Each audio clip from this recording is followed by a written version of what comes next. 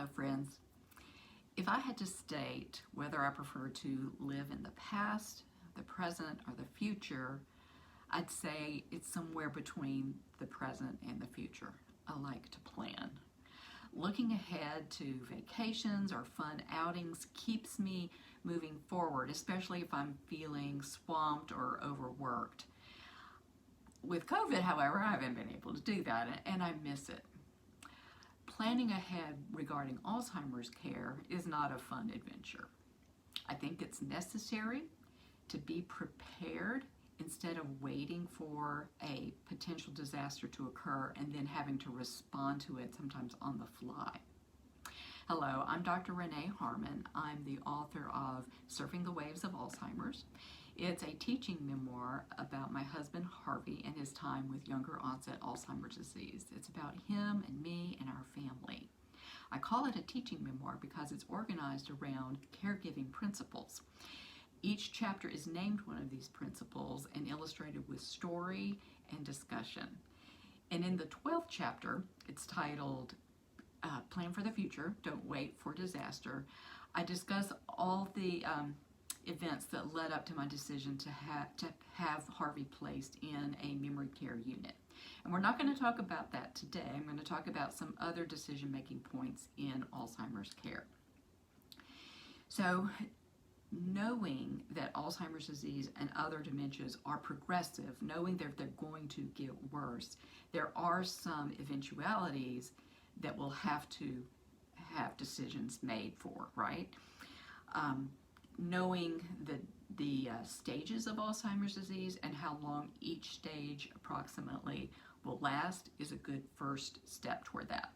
I've posted a link in the description of this video to a blog post where I lay out a very detailed stages of Alzheimer's disease and how long each of these stages and substages last. Anyway, knowing that will help you know kind of a time frame of when certain decisions are going to have to be made. Early on, right when Harvey was diagnosed, we met with a lawyer, a financial advisor, and an accountant to look at our overall financial picture. Knowing that Alzheimer's disease was going to be a long disease and probably need more care than I alone could give, it was good to look at our whole picture, run different scenarios, and make decisions so that I could avoid financial disaster. After that, there were two main decision-making points that I had to make, that a lot of people do have to make.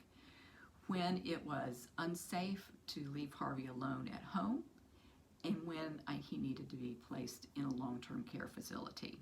Again, I wanted to have a plan in place to make that decision before something bad happened.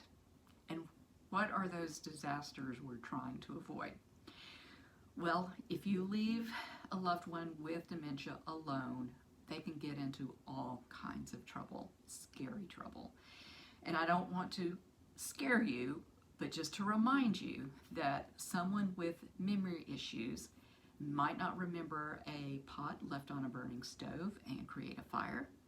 They might forget a faucet has been left on and create a flood. They might forget how to use a thermostat, which can lead to heat stroke and hypothermia. They may fall and not know how to contact help, which can lead to dehydration and an orthopedic emergency or head injury.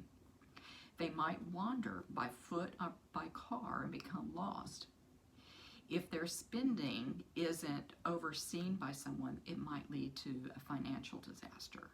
Again, not to scare you, but these are the scenarios that I was running through my mind when I was trying to decide when Harvey needed someone with him during the day.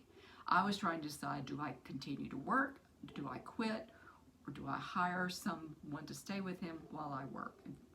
Eventually, I decided to hire someone, and I started looking for someone as soon as he wandered.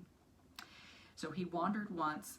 I started looking for care, and nothing else happened in the time frame from that first wandering until I got it. But if I had put off getting care for him, waiting for something else to happen, or finding that I wasn't ready for that.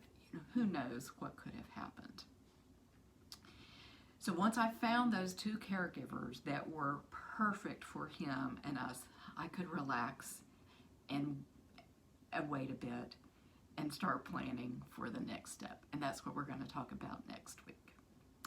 Thank you. Be well and keep your balance.